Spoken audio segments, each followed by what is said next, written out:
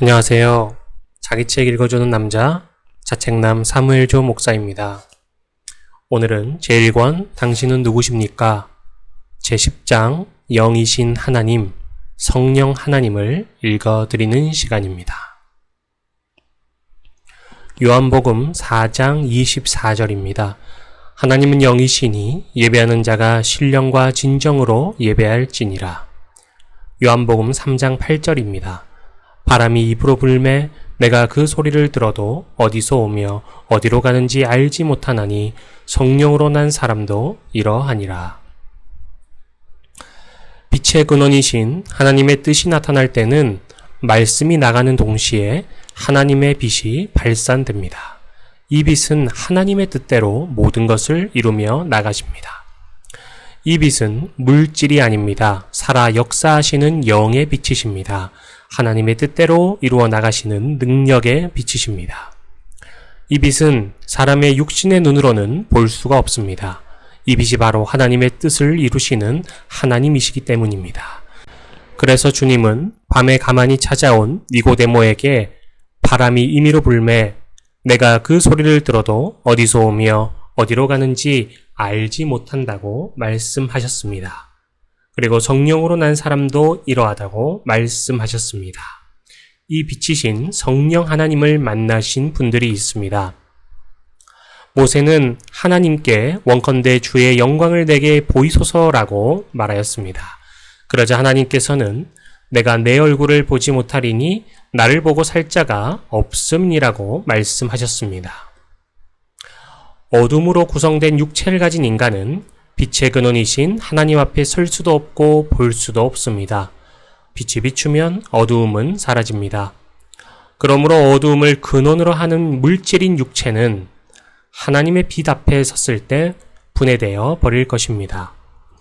그러므로 육체를 가진 인간은 하나님을 보고 이 세상에서 살 자가 없습니다.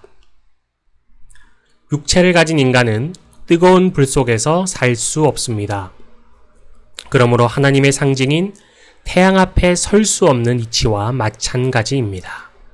불이 물질을 만나면 태워버리기 때문입니다.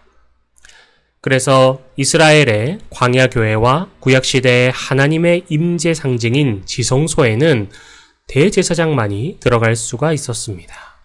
그 외의 인물이 그곳에 들어가거나 만진다면 불이 나와 바로 지셨습니다. 이 지성소와 성전은 하나님의 계신 곳이 아닙니다. 하나님의 임재를 상징적으로 나타내는 곳입니다.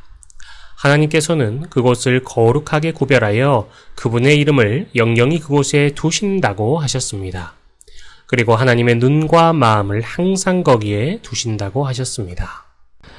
에스겔서 40장 이후 주께서 다스리는 천년왕국 시대에는 하나님의 성소를 끝까지 지킨 사독의 자손, 레위 사람, 제사장들만이 성전에서 수종을 듭니다.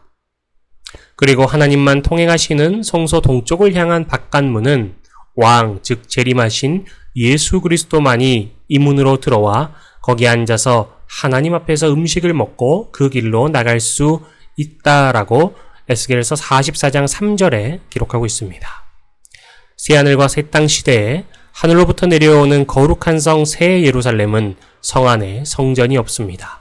이 성전은 주 하나님 곧 전능하신 이와 및 어린 양이 그 성전이 되십니다.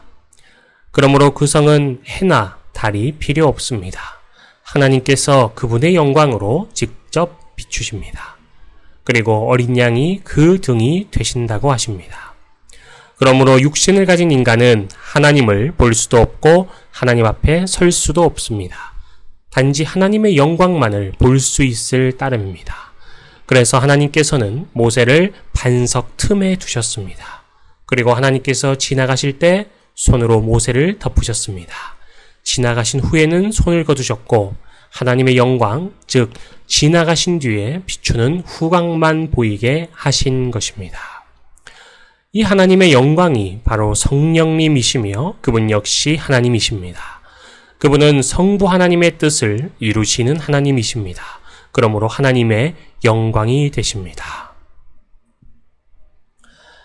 사울이 주의 제자들을 잡고자 다메섹으로 가는 도중 호련히 하늘로서 빛이 저를 둘러 비추었습니다. 그러자 땅에 엎드려져 빛 가운데서 나오는 말씀을 들었습니다. 그 말씀은 사울아 사울아 내가 어찌하여 나를 핍박하느냐라고 하셨습니다. 그러자 사울이 주여 니시오니까 하고 물었습니다. 그러자 대답하시되 나는 내가 핍박하는 예수라고 대답하셨습니다. 그 말을 들은 후 사울의 눈에는 비늘 같은 것이 끼었습니다.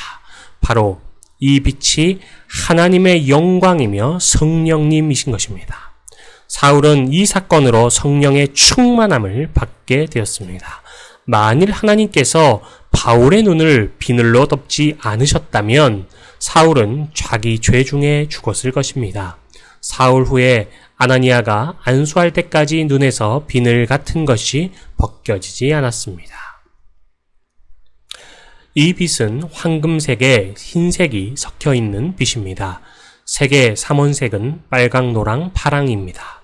이 색은 물질이 빛을 반사한 것을 나타내기 때문에 물질의 색입니다. 그러므로 이 3색을 합치면 검정이 됩니다. 본래 물질이 빛을 다 흡수해버리면 검은색이 됩니다. 그것은 물질의 근원은 암흑이기 때문입니다. 그러나 빛의 삼원색은 빨강, 파랑, 초록입니다. 이 빛을 합치면 흰색이 됩니다. 또한 빛에서 분리된 빨, 주, 노초, 파남보의 모든 빛을 합치면 흰색이 섞인 황금색이 될 것입니다. 그러므로 물질이 모든 빛을 반사하면 본래의 흰색이 섞인 황금색이 되는 것입니다. 이것은 빛이 그 근원을 나타내는 것입니다. 물질의 태양의 빛은 빛의 근원이신 하나님에 대한 상징입니다. 주님께서는 제자들에게 조금 있으면 세상이 나를 보지 못할 터이로되 너희는 나를 본다고 하셨습니다. 이는 내가 살았고 너희도 살겠음이라고 하셨습니다.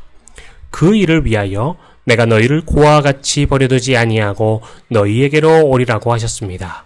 그날에는 내가 아버지 안에 너희가 내 안에 내가 너희 안에 있는 것을 너희가 알리라고 하셨습니다.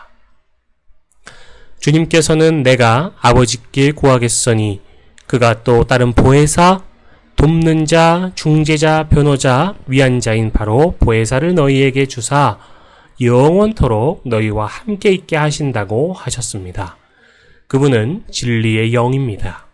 세상은 능히 저를 받지 못하나니 이는 저를 보지도 못하고 알지도 못한다고 하셨습니다. 그러나 너희는 저를 아나니 저는 너희와 함께 거하시며 또 너희 속에 거하심이라고 하셨습니다.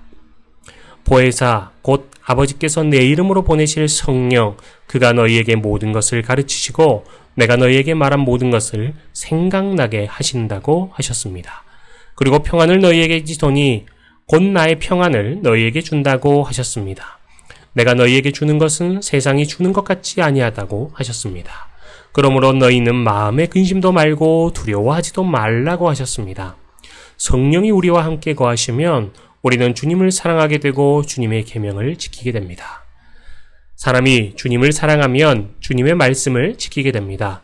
그러면 성부 하나님께서도 우리를 사랑하시게 되고 삼위일체 하나님께서는 우리에게 오셔서 거처를 우리와 함께 하십니다. 세 분 하나님은 한 분이시기 때문입니다. 그러므로 주님을 사랑하지 않는 자는 주님의 말씀을 지키지 아니한다고 하셨습니다. 우리가 듣는 복음은 주님의 말씀이 아니요 주님을 보내신 하나님의 말씀이시기 때문입니다. 그러므로 계명을 지키지 않는 자는 하나님을 사랑하지도 않고 알지도 못한 자입니다. 주님께서는 내가 진실로 진실로 너희에게 이르노니 나를 믿는 자는 나의 하는 일을 저도 할 것이요 또한 이보다 큰 것도 하리니 이는 내가 하나님 아버지께 감이라고 하셨습니다. 그리고 너희가 내 이름으로 무엇을 구하든지 내가 시행하리니 이는 아버지로 하여금 아들로 인하여 영광을 얻으시게 하려 함이라고 하셨습니다. 그러므로 성령을 영접한 성도가 예수 그리스도의 이름으로 무엇이든지 주님께 구하면 주님께서는 시행하신다고 하셨습니다. 그러므로 우리에게 성령이 임하시면 입으로 예수를 주로 시인하며 또 하나님께서 그를 죽은 자 가운데서 살리신 것을 우리 마음으로 믿게 됩니다. 그래서 구원에 이르게 되는 것입니다. 그러므로 사람이 마음으로 믿어 의에 이르고 입으로 시인하여 구원에 이르게 됩니다. 그리고 누구든지 주를 믿는 자는 부끄러움을 당하지 아니할 것이라고 로마서 10장에서 말씀하고 계십니다. 그래서 성도는 반석인 예수 그리스도, 즉 하나님의 말씀 위에 집을 지어야 하는 것입니다. 그리고 그 집은 하나님의 빛의 성품인 금이나 은이나 보석으로 믿음의 집을 지어야 합니다. 금은 충성을 나타내고 은은 청결을 나타내며 보석은 하나님의 영광을 상징합니다.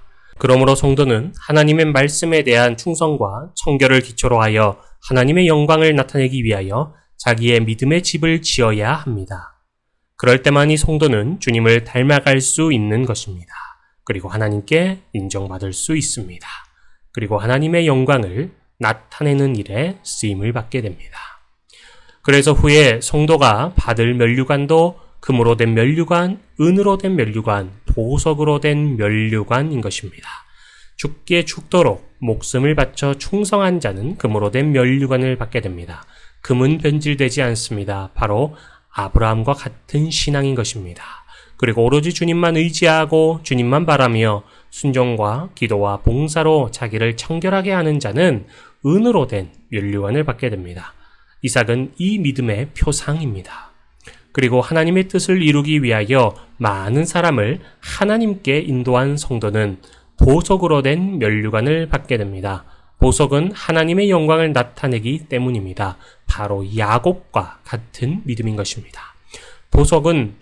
보석의 모든 빛을 합치면 흰색이 섞인 황금석이 됩니다.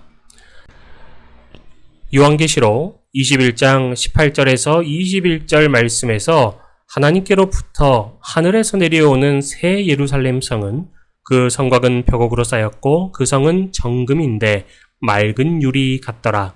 그 성의 성곽의 기초석은 각색 보석으로 꾸몄는데 첫째 기초는 석은 벽옥이요, 둘째는 남보석이요, 셋째는 옥수요, 넷째는 녹보석이요, 다섯째는 홍만호요, 여섯째는 홍보석이요, 일곱째는 황옥이요, 여덟째는 녹옥이요, 아홉째는 담황옥이요, 열째는 비치옥이요, 열한째는 청옥이요, 열두째는 자정이라. 그 12문은 12진주니 문마다 한 진주요, 성의 길은 맑은 유리 같은 정금이더라고 기록하고 있습니다.